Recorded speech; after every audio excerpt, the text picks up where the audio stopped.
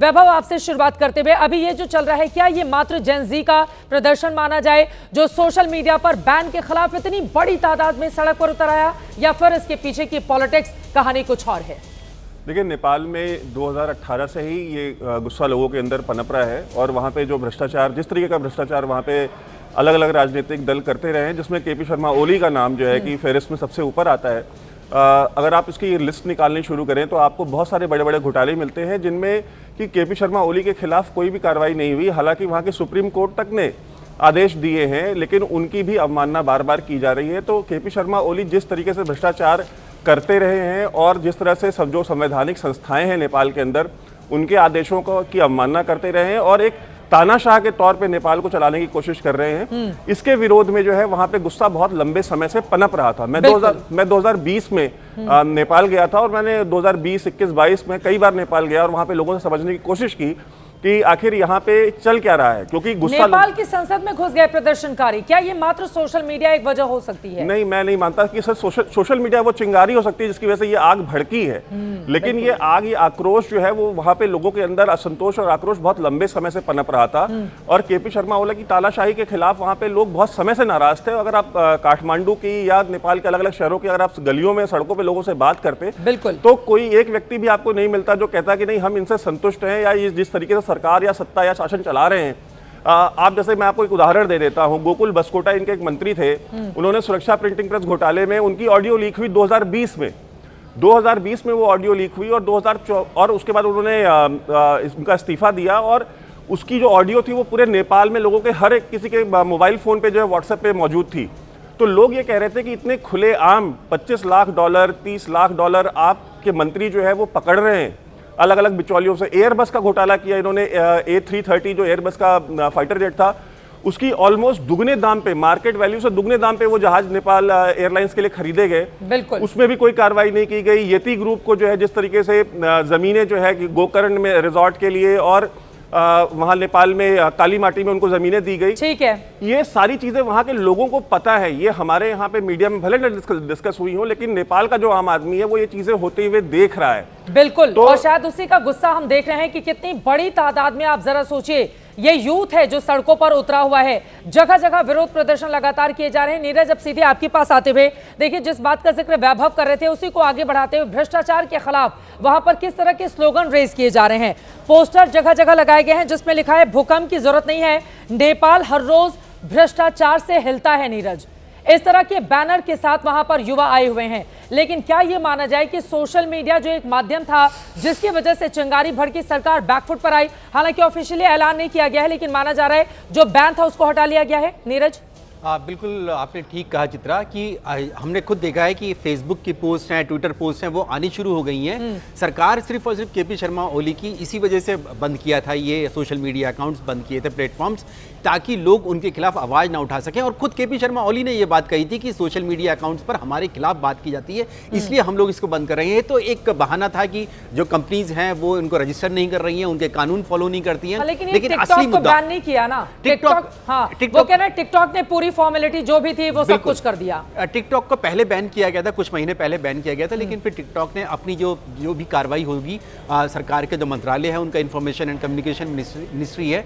उसमें उन्होंने रजिस्ट्रेशन कराया। उसके बाद टिकटॉक को जारी किया गया। वीबर जो कि दूसरा चैट ग्रुप है, उसको भी दे दी गई थी परमिशन। ये चल रहे थे, लेकिन जो मेन जो सोशल मीडिया प्लेटफॉर्म्स हैं उनको बंद कर दिया गया था कि जिसमें ट्विटर है, एक्स है, फेसबुक है, इंस्टा है, लिंक्डइन है, व्हाट्सएप है, इन सबको बंद कर दिया गया था कि कंपनियां उनके रूल्स एंड रेगुलेशन फॉलो नहीं कर रही हैं, किसी एक पर्सन को अपॉइंट नहीं कर रहे हैं जिससे सरकार उनसे बात कर सके कि सोशल मीडिया अकाउंट पे कुछ पोस्ट ऐसी आती हैं सरकार के खिलाफ जिनको हटाया जा सके। इसको लेकर बैन किया गया था। लेकिन जहां अगर देखिए चित्रा, अगर आप देखेंगे जो प्रदर्शनकारी थे उनमें कौन लोग थे? छात्र छात्राएं, स्कूली छात्र छात्राएं थे, अपनी यूनिफॉर्म में आए हुए थे, जेन जी जिसके बारे में कहा जा रहा था। और उन्होंने जब अपना प्रोटेस्ट के लिए कहा था कि हम प्रोटेस्ट करेंगे सोमवार को, साफ तौर से सोशल मीडिया नहीं, करप्शन उनके लिए मेन मुद्दा था। और उन्होंने कहा था कि करप्शन के खिलाफ हम प्रोटेस्ट करने जा रहे हैं 8 तारीख को। अब टिकटॉक बैन नहीं हुआ है और जैसा कि नीरज ने बताया कुछ समय पहले बैन किया गया था बाद में, लेकिन इस समय आपको बता दें उस पर नैपो बेबी ट्रेंड चल रहा है। नेताओं के बच्चों के ऐशो आराम के विजुअल उसमें डाले जा रहे हैं और साथ ही ये दिखाया जा रहा है कि जो आम नागरिक है नेपाल का, आप देखिए उसका हाल मौजूदा सरकार ने क्या बनाकर रखा हुआ है। अब बाकी अपने डिफेंस एक्सपर्ट के पास चलते हुए, मेजर जनरल अश्विनी सिवाच जी, जिस तरह की तस्वीरें सामने आ रही है नेपाल से, यकीनन वो बेहद परेशान करने वाली हैं। नेपाल में युवाओं की ये क्रांति रही, हालांकि अब सरकार वहां की बैकफुट पर आ गई है। जो बैन लगाया गया था सोशल मीडिया को, उसको वापस ले लिया गया है, अनाउंसमेंट अभी नहीं किया गया है। लेकिन ये जो तस्वीर आज उभरी है नेपाल की, ये क्या बताती है अश्विनी सिवाच जी? हाँ देखो चित्रा, सच्चाई यह है कि नेपाल के अंदर करप्शन बहुत है, अनएम्प्लॉयमेंट है, इन्फ्लेशन है और गवर्नमेंट चारों तरफ से फेल होगी।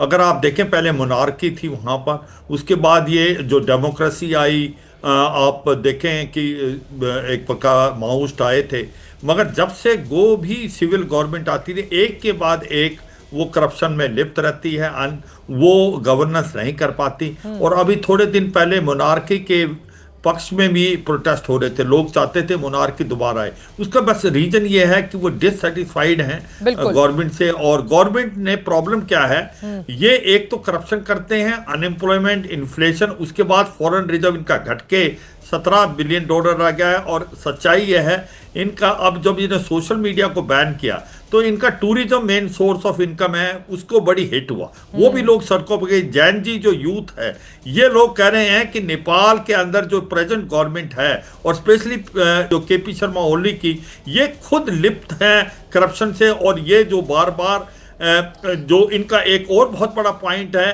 कि ये कोई भी गवर्नेंस नहीं कर पा रहे हैं। और आज जिस तरफ नेपाल जा रहा है, नेपाल के अंदर बहुत ज्यादा अनएम्प्लॉयमेंट होगी, ये बहुत इंपॉर्टेंट है। ये भारत की तरफ आने की भी कोशिश करें लोग। अगर आप देखें भारत के अंदर इनके जो अभी तक हम 50,000 के करीब यूथ को आर्मी में लेते थे, मगर वो भी बंद हो गया है क्योंकि जब से अग्निवीर आई है, और वो भी आक्रोश था। वो कहते हैं कि हमारी रिक्रूटमेंट दोबारा होनी चाहिए। कोई सोर्स ऑफ एम्प्लॉयमेंट बिल्कुल नहीं है नेपाल में। जितने भी लोग पैसा कमाते हैं वो रेमिटेंस से आता है। इनकी जो एक प्रकार इकोनॉमी बिल्कुल डिगबागी। तो केपी शर्मा ओली की जो गवर्नमेंट है वो अपनी करप्शन को तो सॉर्ट आउट नहीं करी, इन्होंने बैन कर दिया मीडिया को, क्योंकि मीडिया उनको उजागर कर रहा था। आप इस चीज को समझे, आप यही सबसे इंपॉर्टेंट है। और अभी जो जैन जी यूथ है वो कहते हैं हम आर पार की लड़ाई लड़ेंगे, केपी शर्मा ओली की गवर्नमेंट को उखाड़ के फेंकेंगे, क्योंकि ये बिल्कुल करप्ट है, ये एक गवर्नेंस नहीं कर पाई।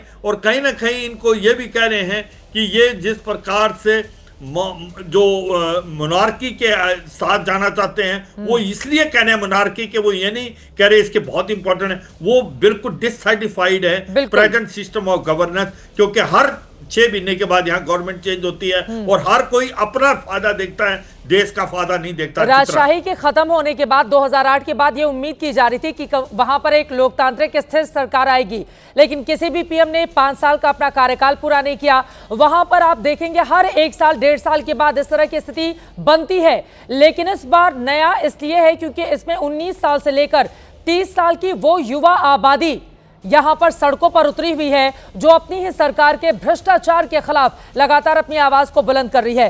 दीपक बोहरा जी, अब आपके पास आते हुए एक बार ये बताते हुए कि नेपाल की युवाओं की मेन समस्या क्या है, उनको क्यों उतरना पड़ा, जिनको अपनी पढ़ाई लिखाई पर, रोजगार के लिए ज्यादा ध्यान देना चाहिए, लेकिन आज वो सड़क पर आने को मजबूर क्यों हुआ? हर साल 4000 युवा लेबर फोर्स के लिए मजबूर है नेपाल में। बेरोजगारी दर वहां पर 19% है। कुल लेबर माइग्रेंट का 54% युवा है। 2023 में 1 लाख युवाओं ने देश अपना छोड़ दिया था। संवैधानिक समितियों के लिए 45 साल की उम्र अनिवार्य कर दी गई है। तो तमाम ऐसे नियम दीपक बोहरा जी बनाए गए हैं वहां पर, जो युवाओं को सीधे चोट पहुंचाते हैं। और इसी वजह से कहा जाता है कि बहुत सारी चीजें इकट्ठा हो रही थी और आज वो इस रूप में सड़कों पर उतर आई। और नाको चने चबाना, जो एक कहावत का इस्तेमाल हम लोग हिंदुस्तान में करते हैं, वो वहां की सरकार के लिए पैदा कर दिया। दीपक बोहरा जी, बहुत बहुत धन्यवाद मैम। जब भी आपके साथ होता हूँ आपके चैनल पर मुझे बहुत अच्छा लगता है, थैंक यू वेरी मच। लेकिन एक शिकायत भी है, आप इतने सारे विशेषज्ञों को बिठा देती हैं, मैं एक एम्बेसडर कहाँ बीच में फंस जाता हूँ। नेवरदलेस उस देश से बहुत मोहब्बत करता हूँ, कई बार गया हूँ, रहा हूँ वहाँ पर।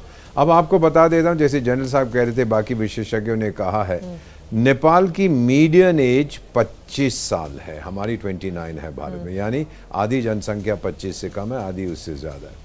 अनएम्प्लॉयमेंट रेट आपने 19% या कुछ बोला, ये झूठ बोलते हैं मैम। ये वर्ल्ड बैंक और नेपाल सरकार भी अपने फिगर्स को फज करती है। एक्चुअल अंडर एम्प्लॉयमेंट और अनएम्प्लॉयमेंट रेट, और जो मुझे बताया गया जब मैं वहाँ जाता हूँ, उनके बहुत से बुद्धिजीवियों से बात करता हूँ, it is closer to 60%, 60% underemployment या अनएम्प्लॉयमेंट। फिर जो तीन चीज़ें बहुत महत्वपूर्ण है, इसको जेन जी रेवोल्यूशन हम कहते हैं। पहली बार मैंने ये शब्द सुना है कि क्रांति आ रही है जेन जी के कारण। मैं तो जेन ए का हूँ, एंशंट, 74 साल की उम्र में। लेकिन हम जो ये अभी यहाँ देख रहे हैं, जो आप लोगों ने टर्म बहुत अच्छा कॉइन किया है, जेन जी की जो क्रांति आ रही है, तीन चीज़ें। सबसे पहले मैम अनएम्प्लॉयमेंट बहुत सताती है यंग लोगों को जो पढ़ लिख के आते हैं। दूसरा भ्रष्टाचार। मैं गया हूं मैम, सरकारी हॉस्पिटल में अगर भर्ती होना है, कमरा चाहिए, बेड चाहिए, दवाई चाहिए, पहले घूस दो। सरकारी स्कूल में एडमिशन चाहिए, वहां पर घूस दो। कुछ काम नहीं होता घूस दिए बिना। करप्शन बहुत ज्यादा है वहां पर। और तीसरी चीज जो वहां पर वो देख रहे हैं, पॉलिटिकल इंस्टेबिलिटी। जैसा आपने खुद ही कहा, हर 6 महीने में, साल में सरकार बदल जाती है। वहां के पॉलिटिशियंस थके हुए हैं, हार चुके हैं, उनके पास कोई नए आइडियाज नहीं है। ये मैंने बहुत से देशों में, ये जो जब भी सुनामी आती है बेटा, वो आती है फ्रॉम यंग पीपल, आपकी उम्र के लोगों से। मैंने सूडान में देखा है, मैंने इथियोपिया में देखा है, मैंने जिम्बाब्वे में देखा, मैंने बांग्लादेश में देखा है, श्रीलंका में हमने देखा है। यंग पीपल सबसे आगे जाते हैं कि वी वांट, हम लोग अपना भविष्य वापस लेना चाहते हैं। ये आया। अब क्या होगा ये हम लोग भविष्यवाणी नहीं करते। Let me make a guess. ये सरकार जो इस समय केपी शर्मा ओली साहब की है, ये इस्तीफा देके एक केयरटेकर सरकार आएगी जो इलेक्शंस कराएगी। काफी हद तक सिचुएशन डिफ्यूज हो जाएगी। जब पर्सनालिटी चली जाती है, कि सरकार ही बदलने का वक्त आ गया है, तो लोग थोड़े शांत हो जाते हैं। आप ये दावा कर रहे हैं कि बहुत लंबे समय तक ये सरकार नहीं रहने वाली है? 100%। अगर मैं केपी ओली की जगह होता मैम, तो मैं एक ही चीज कहता कि मेरे से बड़ा मेरा देश नेपाल है। मैं जा रहा हूं, अब देखते हैं इसके बाद एक केयरटेकर सरकार जो इलेक्शंस कराएगी। ये भारत की परंपरा है मैम, कोई इंसान भारत माँ से बड़ा नहीं है। केपी शर्मा ओली साहब को भी ये बात समझ आनी चाहिए। और अगर वो सोच रहे हैं चीन उनकी मदद करेगा, फिर जन्मदिन मुबारक हो आपको। चीन तो जितना चूस सकता है आपसे, वो चूसेगा। ठीक।